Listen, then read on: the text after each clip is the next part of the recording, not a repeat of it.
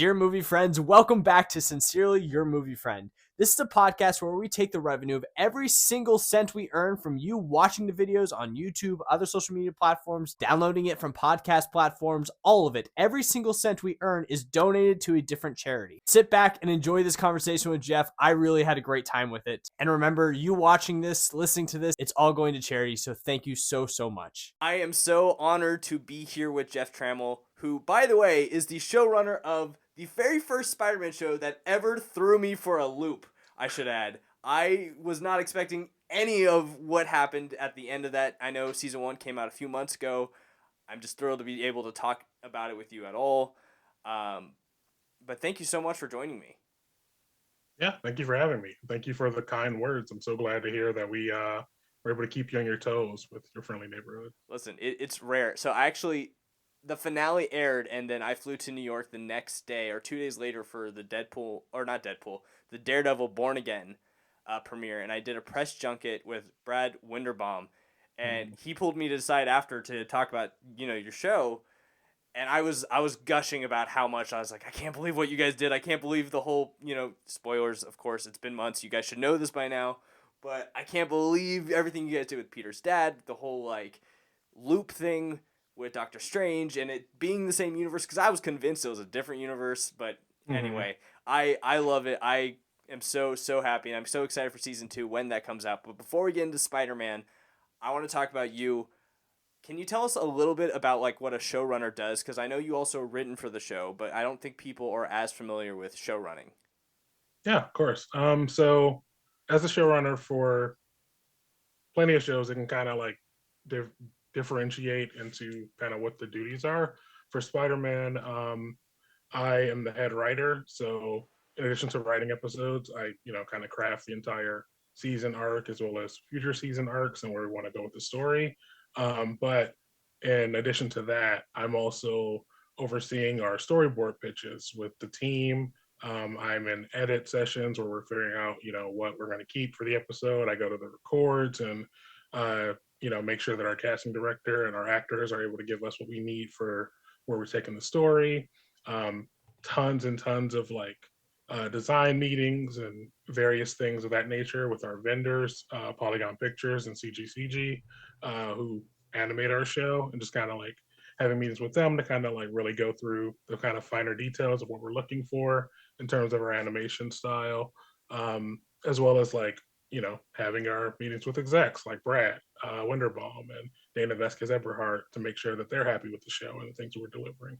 So it's kind of it's a lot. You wear a lot of different hats as a showrunner because you're kind of always overseeing everything from a grand scope, but also having those kind of one-on-one meetings with the team to make sure that they feel supported and make sure that they are feeling confident about what we're doing. How long is the whole process from beginning to end with animated TV shows? Geez.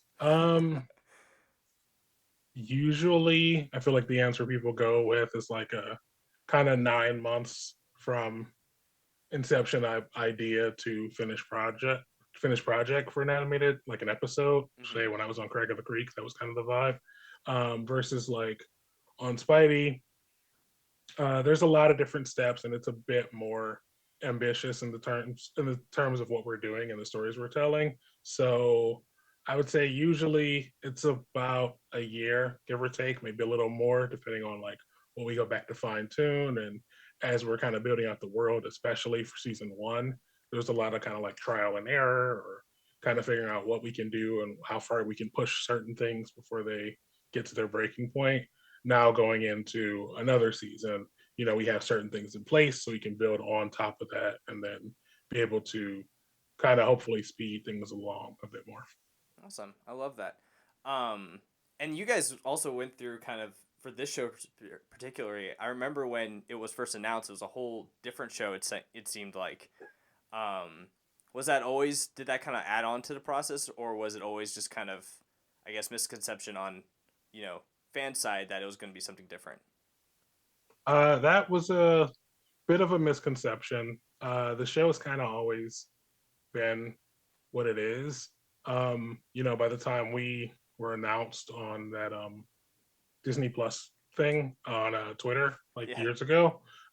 We had already like been doing boards. We're moving into animation on the first few episodes. Um, so the show's kind of always been what it was gonna be, which is Peter was gonna go to Midtown, swerve, he goes somewhere else. Doctor Strange shows up, and so on and so forth. Uh, so it's never really deviated from that, except maybe early on conversations. But by the time you guys knew what the show was gonna be, we were already like well into season one. Cool. I love that. Um, you as a writer and a showrunner, how did you kind of get started in all of this? I know like it is not easy to break in. So the fact that you did it all is amazing, and the fact that you've had the career that you've had is even more amazing. Pun intended. Amazing Spider-Man. um, but how did you kind of get started in all this? Was there something that like specifically inspired you to, or like, okay, I need to do this? Yeah, I mean, and I've forgive me anyone who's seen any interview with me where I've had to go through this. I give me I'm your time. sorry. You're great. I love telling the story, but I'm always like, well, it's my life, so I've heard it. I hope people who haven't heard it aren't bored by it. Uh, but yeah, basically, like I started my career very differently. I actually like wanted to do something else. I went down that path and it didn't work out. And then I was kind of like fresh out of high school. I had already kind of like gone down one path. It didn't work. So I was like, okay, what do I like doing? I ended up going to a trade school in Michigan where I grew up for radio and television production. So I was like, okay, maybe I'll fall in love with something here. Maybe I'll get into editing. Maybe I'll, be a kind of a camera operator. This was around like 2008, 2009. Um, and 30 Rock was on the air. And I Mm-hmm. remember watching 30 Rock and being like, this show's great. And also it's a show about television writers. And like that was the first time that like becoming a writer was ever a thing that kind of popped into my mind because I grew up in Detroit and it was kind of like, well, you work at a factory, at a plant, you do this thing, you do that. Being a TV writer wasn't really on my radar. But with that show, it became on my radar. And then it was like, oh, and I saw Donald Glover was a writer, and I had known him from like the art comedy YouTube stuff. So I was like, well, if this dude can do it, maybe there's a way that I could do this. So honestly, it was that. Like it was finding out this is an avenue, and then it was like, okay, well, how do I get there? So I went online. I downloaded every book I could, every script I could, just kind of like learn by osmosis, and just started trying to be a writer. And in the meantime, I worked a bunch of different jobs while I was still, in Detroit. I worked at the airport loading luggage. I worked at Target as security. I did all these kind of different jobs, but writing was my passion. Eventually, I found out about this thing that Nickelodeon does called the Nickelodeon Writing Program, where every year they take submissions from basically people who are looking to become professional writers, and you write some scripts, you send them in, and they kind of judge them on a criteria, and they whittle it down from thousands of entrants and pick like 3 or 4 people. And then if you get that role, you move out to LA and you work at Nickelodeon for a year, and they pay you to learn how to become a better writer, which is like absurd to me. I was Yeah. like, this is the dream, like. So I found out about the program. I started writing. I entered. Uh, Somehow, out of 2,000 plus people, they picked me along with 3 other people, and I moved out to LA in October of 2015, so almost 10 years ago. Um, and started working at Nickelodeon. While I was there, I worked on the show called Harvey Beaks. I also worked on the show called Glitch Techs, and just kind of used that year to kind of learn how to become a better, more confident writer. And from there, I finished up the program. A few months later, I landed on a show called Craig of the Creek, where I was there as the staff writer for season one. I got promoted to head writer for season two, and then supervising producer by season four. Um, and that was kind of where I was for about 5 years until I met Brad back in 2020, um, and then started having talks to jump over here to do Spider-Man. and made the leap over in 2021 to start on Your Friendly Neighborhood Spider-Man. Nice. I love that. That's it's funny like how often you end up kind of falling into piece, or how things kind of fall into place. For me, I thought growing up, all my life, I was like, I want to be an actor. I want to be an actor. I want to be an actor. Like that's what I want to be. In fact, I was like, I want to be Spider-Man. And look at you now. Look at me now. I just talk about Spider-Man a lot. But Much safer. you know what? It is. Until you give the wrong opinion, then not so safe. Fair point. but I wanted to be an actor, and then I did make it onto a set called 12 My Orphans as a featured background. So that was really cool because it's like you get to you don't have any lines, you don't really have the stress, you just have to show up, but you're very like prominent. It's not like you're in a crowd, It's not like I'm sitting in a classroom in Midtown High with 100 other students. It's like the camera's, it'd be like Tom Holland and then me next to him. Or, that's kind of how featured background usually gets labeled. So I got to kind of observe that, and I was like, okay, yes, this is it. I'm falling in love with the whole process. I'm seeing like the writers on set. I'm seeing all the tech and how much effort goes into it. I was like, this is my passion. And then COVID hits, and it's like, well, what do you do? And I was so afraid to talk about like movies and TV shows, but somebody told me, they're like, you should probably look into being a content creator, just because it's not really all that different as an actor. You're in front of a camera, you give a certain amount of energy, you put thought to it, you have to have good dialogue, all the process, if you think about it in a certain way, could be similar, even though it's not at all similar. But I was like, I'll try it, and it took me a little bit to become more comfortable talking about movies and TV shows, because I was always afraid of like, well, what if I don't like, what if I didn't like Friendly Neighborhood Spider-Man, and then I'll never like be able to connect with those filmmakers or whatever.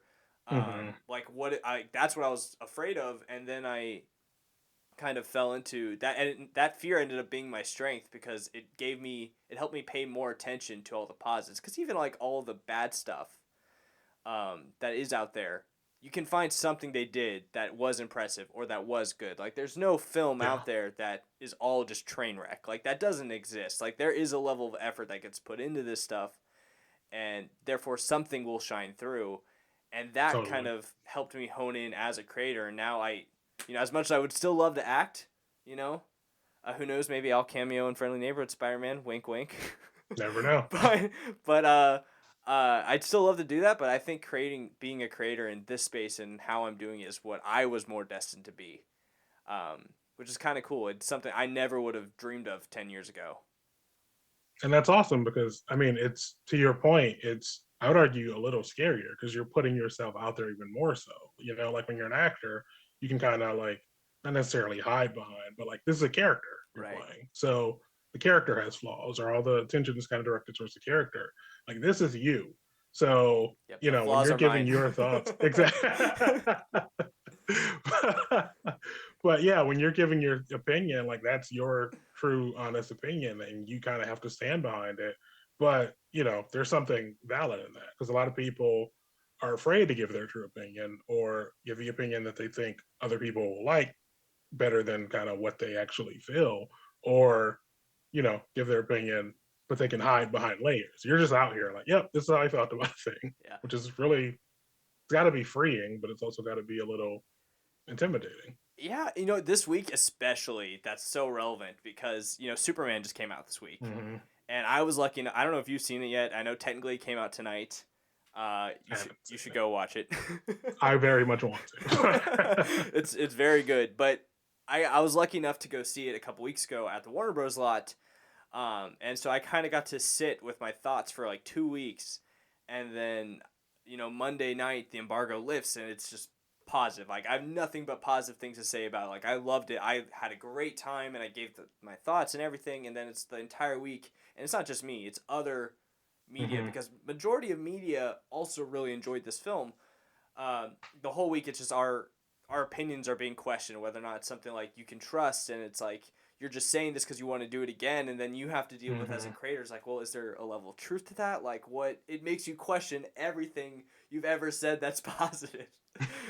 And it's like, you can't, like you said, it's not a character, it's like you have to kind of live with it, and you have to think about it the next day and the next review and everything that comes after that. But I think once you kind of get into a rhythm of like who you are, which goes Hmm. back to being a writer too. Once you kind of get in a rhythm of what your voice is, it is easier, you know? Totally. Yeah. You mentioned Donald Glover as a inspiration of someone you look to as you're like, that's someone I can be, or I can do what Hmm. they're doing. I'd be surprised if you haven't been asked this. I'm gonna try to ask you questions that you haven't been asked before.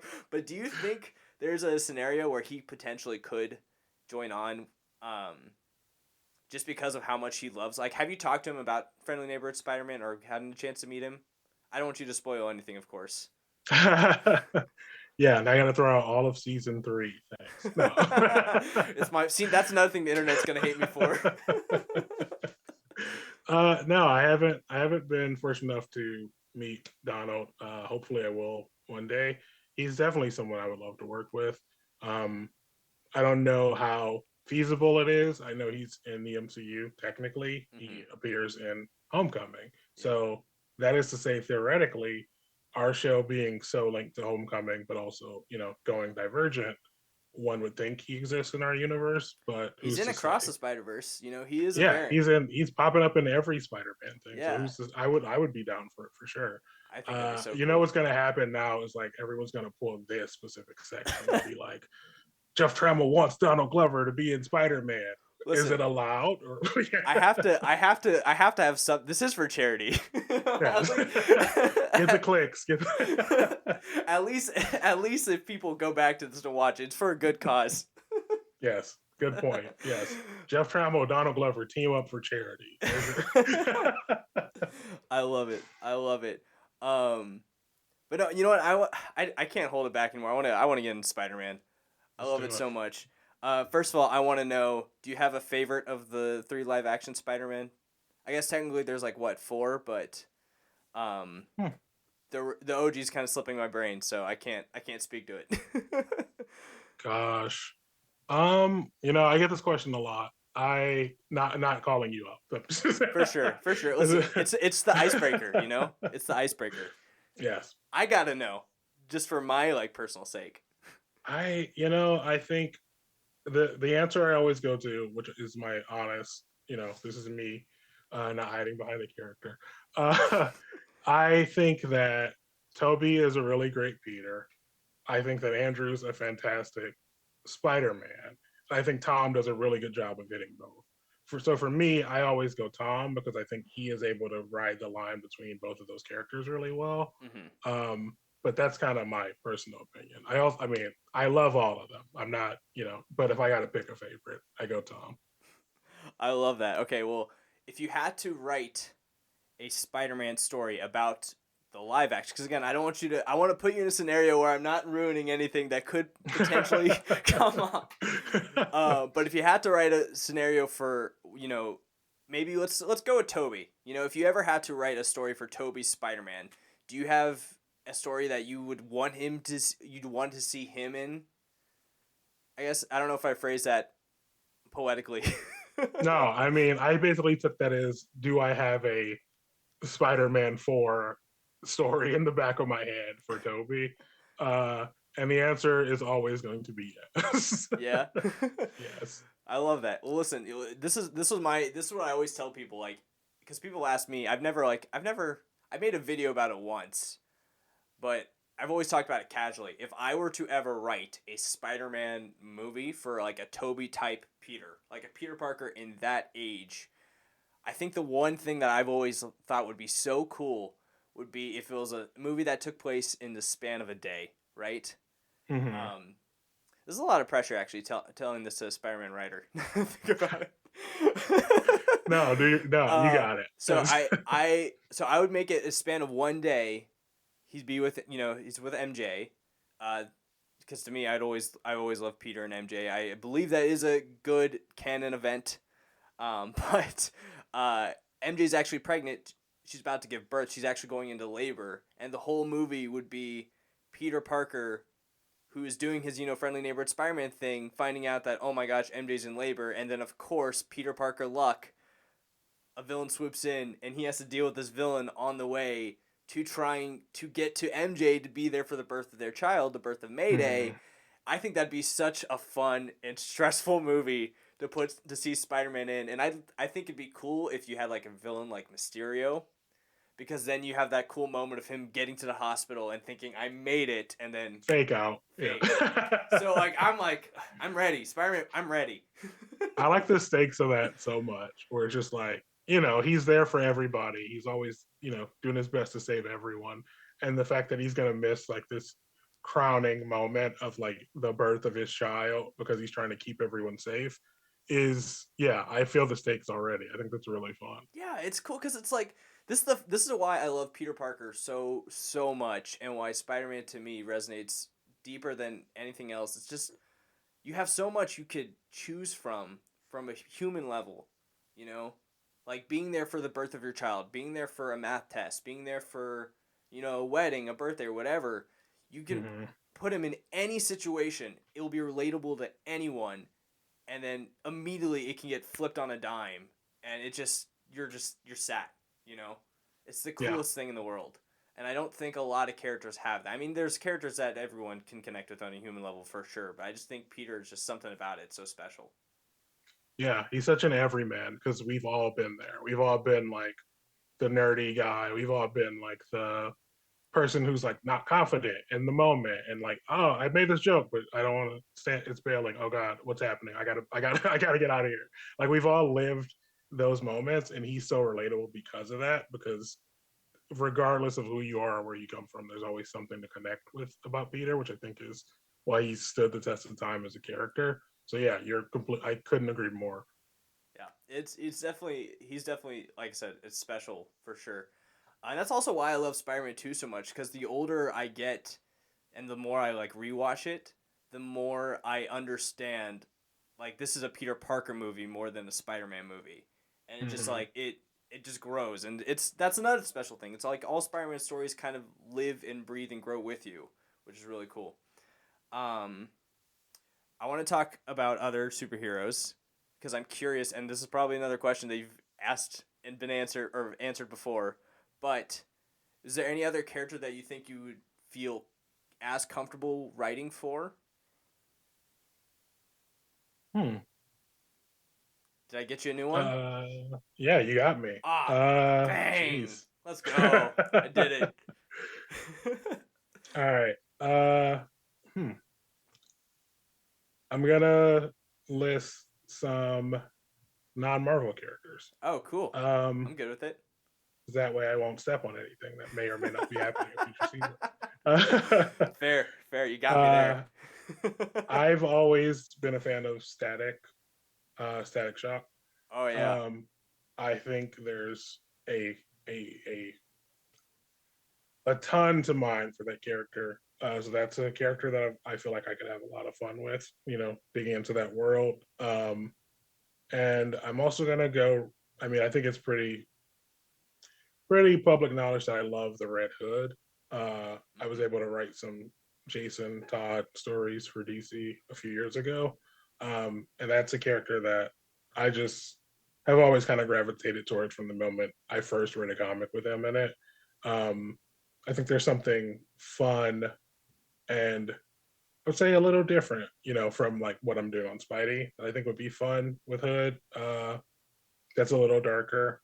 Um, a little more angry than Peter, who's kind of there to help everybody. I feel like there's a Jason version where he's there to help himself, and if people get helped because of that, then cool.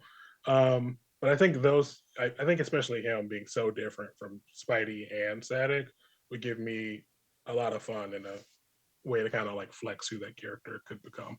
Yeah, absolutely. I mean, that's always like being able to do something completely opposite. I think is always really entertaining in every aspect. Yes. Um, and Static, I am I wrong to say that I think Michael B. Jordan is attached to Static in some way? I know they were talking about that. I don't know if it's still on the table with the James Gunn. I know recently James Gunn said that like I guess there's some limbo with Feelings. the static of it Yeah. all, but yeah, those two characters that I think would be interesting. Hey, Uh, all I'm in a hearing is that parallel world where I'm not doing Spider-Man, which all I I'm love. hearing is that them delaying it means there's still a chance for you to to make it over there. You know, things happen for a reason. Maybe this is the reason. I love that. Um, was there any? And I'm sorry if I'm like jumping back and forth. No, okay. This is just my natural train of thought. Was there anything that you took from maybe experiences with writing for Red Hood or reading comics about Static or watching other animated films? Was there anything that kind of stuck out that you're like, okay, this element I want to incorporate in your friendly neighborhood Spider-Man? Hmm. Did I just go two for two? Yeah, you're killing it. Oh, You're look at right. that! Listen, it is hard doing an interview about a show like 6 months after it came out. Oh man. I know you said animated film. I'm gonna cheat. It could be And live action too. man. I think you guys are actually very original in the animation space with just how with the look and flow of the show. I can give a pass to maybe there not being a specific animated, reference. No, I appreciate that. I mean, honestly, I think a lot of it has just been I wanted to, it goes back to the thing you said earlier, which is about like Peter and kind of like this kind of everyman, evergreen aspect of Peter. Approaching the show, I always wanted to root it in Peter Parker, and I think that, to your point again, Spider-Man 2, like that's a Peter Parker film more than it's a Spider-Man film in a lot of ways. You really get to spend time with Peter, especially as he like starts to lose the faith and lose his powers and whatnot. So for me, it was like I want to figure out Peter Parker from A to B. Like this is who I want to follow. And then when Spider-Man shows up, it's like, okay, cool. But you're never like, oh no, now we're watching Peter. Uh, time to tune out for a bit. I want the Peter scenes to go just as important, if not more important, than the Spider-Man scenes. Mm-hmm. So for me, it was a lot of like pulling from that, pulling from things like it's funny. I'm going to mention a movie that's going to come completely out of left field, but like Disney's Hercules is a movie that I absolutely loved Oh, growing it up. did come out of left field, but I kind of I see where you're love it. going with it. Yeah. And like so much of that movie is you're watching this kid, this kind of like lanky kid who's got these powers who, is longing for something. And, throughout the course of the film, you learn that like the thing that he's after, the glory he's chasing, is not necessarily what he needs, but, that's not how you become a hero. So having that in the back of my mind and approaching Spider-Man in the same way of like, Peter wants to be a hero. Peter wants to help people, and it's not for the same reasons as someone might think, or it's not for like because of this Nexus event. It's just Peter wants to be a good guy and help people, and then see how he can kind of twist that or turn him away from like the guy that we all know he's going to become. So for me, it's always kind of like pulling on what's a Peter centric story that makes him a fun, likable character that we're going to root for, knowing that these outside influences are going to try to contort him away from the good guy that we all know he's destined to become. Is there something that can kind of knock him off that path? Yeah, I love that. And I really do love that you took inspiration and referenced, Hercules. I can't wait for the Shout out to headline. Josh Keaton. Yeah, So. I can't wait for the headline. Your friendly neighborhood Spider-Man is just Hercules. yeah, that's coming. uh, Yeah. but now that I know Disney Ball, do you have another? Is there any other animated Disney films that you think don't get enough love? Some that maybe you think could have some potential to like pull from in some cool ways. Don't get enough love. I mean, Hercules is always my go-to. Yep. Everyone loves Lion King, so I'm not gonna say Lion King. I do feel like Mulan's very underrated. I love Mulan. I'm also gonna mention. I'm like holding my I'm like, breath. Like, I'm please like, say what I want you to say. do I mention this? Do I want to invite more comparisons to Peter Parker by mentioning. Do it, do it, do it. Charity, Jeff, charity. All right, you know what I'm gonna say. You say it for me. I Oh, don't. wait, now that's pressure on me. And now I have to get it right. Yeah, get it right. Let's see if you know where I'm going. All right, well, give me a hint just so that I have some more confidence. Uh, there's a lot of water. There's a lot of Atlantis. There we go. yeah. There we go. Listen, there's two. Okay, there's two movies that you're either like you ride or die for. I mean, you love them both, but there's Mhm. Atlantis and then there's Treasure Planet.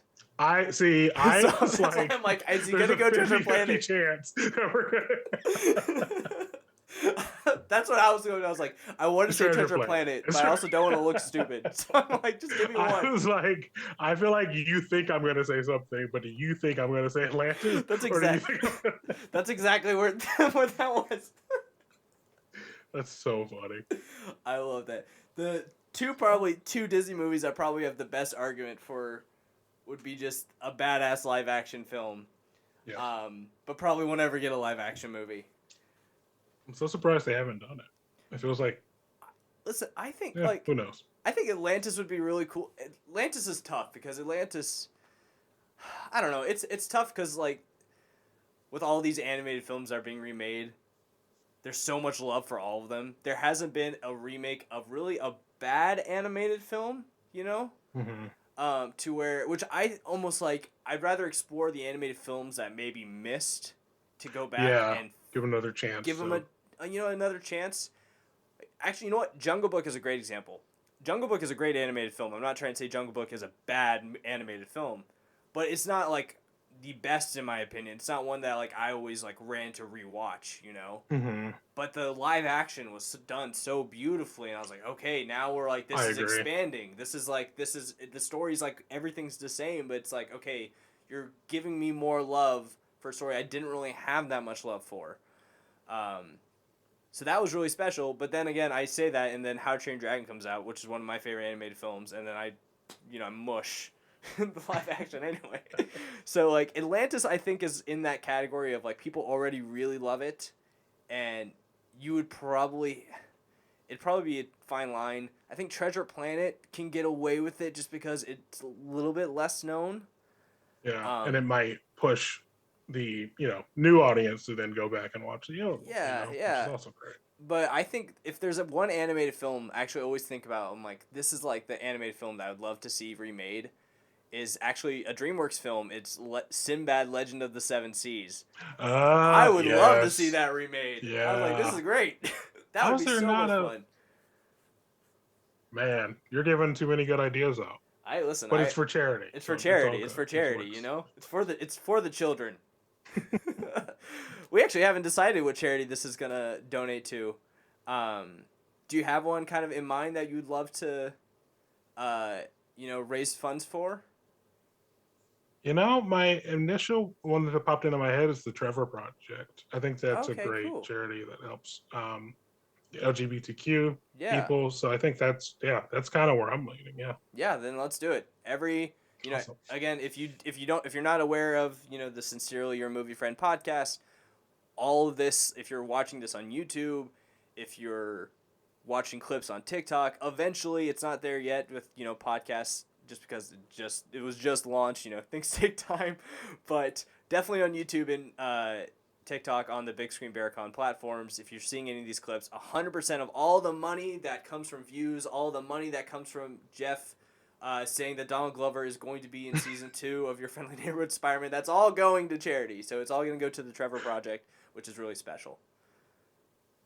This is a great cause. Yes. So it's worth the call that I'm going to get from Marvel. Like, why are you saying that, Donald? Good. I'm glad. It's something that I've always wanted to do, because I was talking a lot about this with Brandon Davis, who I know you met because I was in the audience at D23 for y'all's presentation, who's a great guy. But I was talking to him about it. It's like, I love going to these events. I love promoting these stuff. But on some level, like, I can be really transparent about it. When Friendly Neighborhood Spider-Man came out, that was my best month of views, just reacting to y'all's stuff, reacting to the show. And like, yes, I know it also promotes the show and makes other people want to go watch it, like for sure. But also it does kind of, to me, I was like, I feel like all this revenue that I made like watching y'all show could be, put to better use in some ways with this platform. So I came up with this idea of, if we're going to promote something, we're going to talk about something and encourage people to watch it, what if it was also a good cause?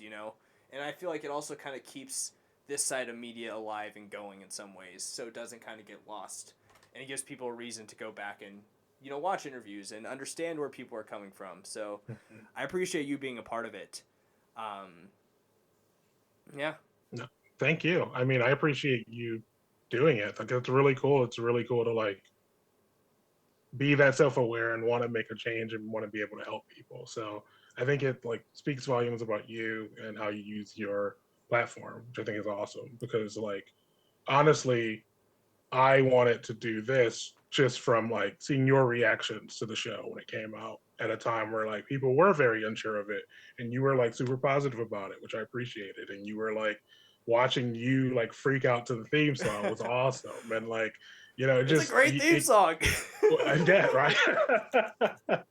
But like it comes across very genuine. Like it doesn't feel put on, which I think is also great. Like you come across authentic and genuine, and that excitement comes across very well. So like seeing how excited you're about the show made me super happy and super proud that like we're making this thing that like is making people react this way. And then to like take it a step further and hear that like you know not only are you like digging it, but like the views that are coming your way, you're then like paying forward is really awesome. So yeah, thank you for doing that stuff. Hey, That's really cool. the first of all, the excitement was genuine when you realize, oh, he filmed that at 3 in the morning when all the episodes came out. So, so that's always my argument when people are like, "That's fake." I was like, "You try faking that 2 in the morning or whatever time it Yeah. was." But the second thing I would say, it's like, and if at the end of the day, it's actually a testament to Spider-Man, because it calls back to with great power comes great responsibility. I feel like this is my power and this is my responsibility. Um, everyday man. Yep. I love it. You could be looking for respect, and you chose responsibility, and that's awesome. Well, listen, I so appreciate your time and your willingness to do this. I'm so looking forward to season 2. I cannot promise that I will not bug you about season 2. Now that I feel like we're friends. But Ask away. I'm happy to stonewall you and not tell you anything. yeah, that's okay.